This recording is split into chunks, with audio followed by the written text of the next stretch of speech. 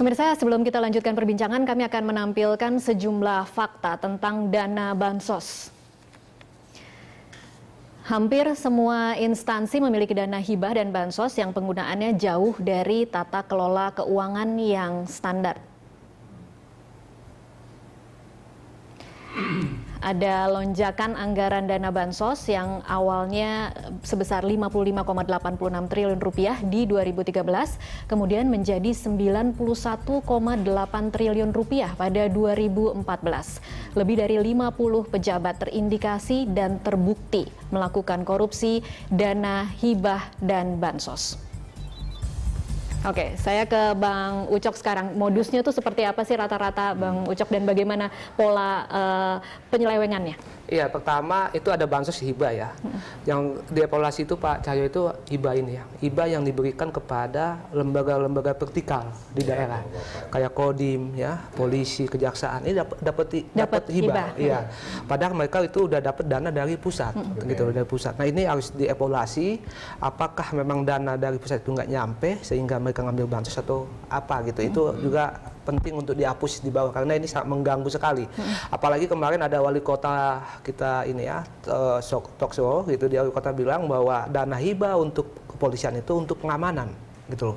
Pengamanan itu Pemda itu nggak butuh dikasih duit untuk polisi karena pengamanan itu udah ada, tiap polres itu udah ada uang pengamanan itu, memang minim ya, memang kurang. Iya, memang kurang. Kalau saya hitung setiap polres itu pengamanan itu 5 kali demo udah habis tuh uang itu.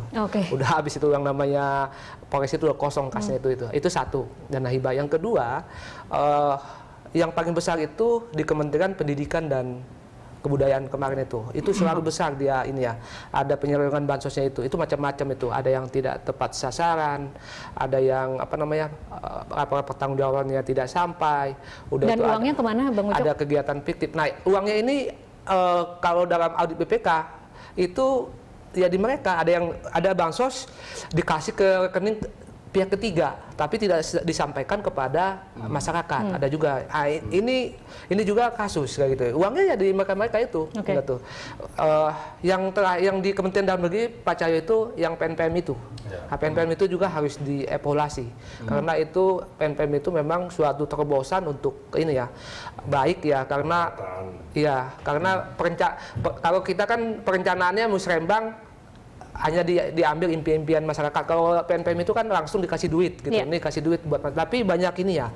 Itu harus dievaluasi, itu juga banyak modusnya, banyak korupsinya itu yang harus itu di wilayah Kementerian Dalam Negeri. Gitu. Kalau pendidikan, bicara soal kependidikan, itu besar sekali kemudian rawan diselewengkan. Kira-kira nanti rencana dari Kemendagri akan seperti apa untuk dana bantuan pendidikan, Pak Cahyo? Ya, kalau kita bicara bantuan sosial kesehatan, bantuan sosial dari Departemen Sosial termasuk pendidikan ya masuk dalam ranah Kementerian Dalam Negeri. Nah, memang bantuan pendidikan kan macam-macam, ada dana BOS. Apakah tepat sasaran? Apakah orang yang memang memerlukan dana BOS itu memang tepat sasaran? Nah, ini yang banyak laporan masalah-masalah fiktif, penerima fiktif. Jadi bukan kebutuhan yang harusnya disampaikan, tapi ada hal-hal yang fiktif. Jadi sebenarnya masalah bansos itu simpel kok. Kalau kita semua fair, kita semua jujur, kita semua melihat dengan baik, oh ini yang dibutuhkan, kelompok ini yang harus diberdayakan, ini yang harus diperhatikan, ya. Kecuali bencana sosial ya, bencana alam yang itu bisa setiap saat itu harus. Tapi kalau yang tidak, tadi kan intinya kan untuk memberdayakan masyarakat, meningkatkan supaya masyarakat itu ada pola-pola baru yang dia bisa menambah income. Masalahnya adalah tidak bisa berharap semua orang jujur begitu Pak Cahyo. Bukan masalah itu ya, kadang-kadang masyarakat di bawahnya kan nerimo saja dalam tanda petik apa yang diberi oleh pejabat di atasnya. Oke, dapat bansos 1 juta, tapi dipaksa tekennya 2 juta. Ya. Itu dia. Penting dia, uang 1 juta kan besar, padahal dia tekennya 2 juta. Tadi Pak Ucok bilang transfer ke rekeningnya juga nggak tepat sasaran, ke rekening siapa, belum pemotongan. Nah, saya kira ini yang sangat mengganggu. Jadi kadang-kadang seorang aparat desa, kecamatan yang dia jujur, Tapi terpaksa ada ini, nah dia jadi memotong yang bukan haknya untuk ini, untuk itu. Nah, ini saya kira ini ingin kami tertibkan. Ini perlu revolusi mental lah, perlu kesadaran yang baik semua pihak, perlu para pengamat, pers, media, semua juga, dan masyarakat juga harus sadar. Oke. Hak saya berapa sih yang harus saya terima? Saya kira ini yang intinya. Oke, Pak Robert kalau boleh bisa kasih masukan kepada Pak Cahyo, kira-kira bagaimana caranya mengunci agar penggunaan itu memang benar-benar tepat sasaran dan kemudian tidak di markup? Mulai dari tadi itu pertanyaan ke Ucok, modus itu ada berlapis-lapis, Mbak. Modus pertama adalah ketika nyusun APBD-nya. Kan Permendagri mengatakan bahwa penyusunan untuk bansos dan hibah itu kan rinciannya sampai ke objek. Artinya siapa menerima berapa itu sudah harus tertera. Paling tidak di namanya RKA SKPD itu, rencana kerja dan anggaran itu sudah ada. Tapi coba lihat APBD kita gelondongan. Nanti baru setelah kemudian ketok palu, baru kemudian bicara siapa yang akan dapat apa. Kriterianya itu belakangan. Itu modus pertama. Saya kira ini wilayah Kemendagri atau wilayah gubernur kalau konteks sekarang untuk mereview, mengevaluasi APBD yang ada gitu. Kalau nggak sampai ke rincian objek nggak boleh. Jadi harus sudah jelas di situ dan sudah kemudian mendapatkan persetujuan DPRD dan kepala daerah. Ketok palu baru kemudian jelas gitu kan. Kalau sekarang nggak. Gelondongan kemudian nggak jelas siapa mendapatkan apa nanti itu urusan belakangan.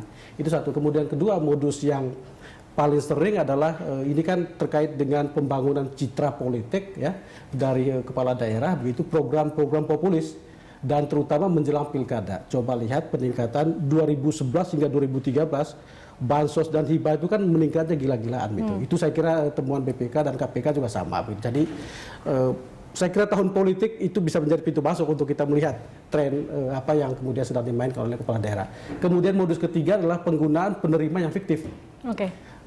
Ataupun tidak fiktif ada tapi nggak ke situ tujuannya gitu.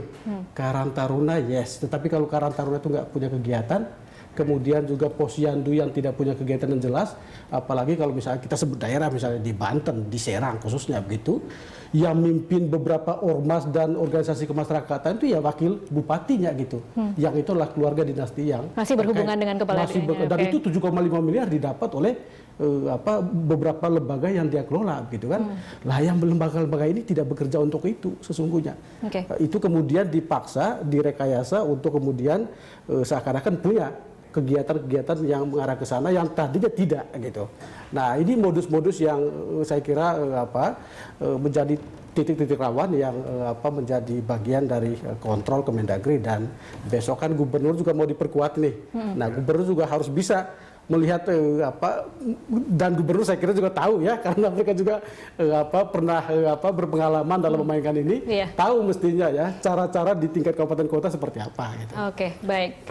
Tapi statement ketua asosiasi kepala daerah juga cukup bagus, dia juga menolak kok. Kalau memang perlu dihapuskan, dihapuskan. Sudah ada yang protes belum sih Pak Cahyo? Nggak ada yang protes. Belum ada yang protes. Protes ya. Oke, baik. Kita akan lanjutkan di segmen selanjutnya. Pemirsa tetaplah bersama kami.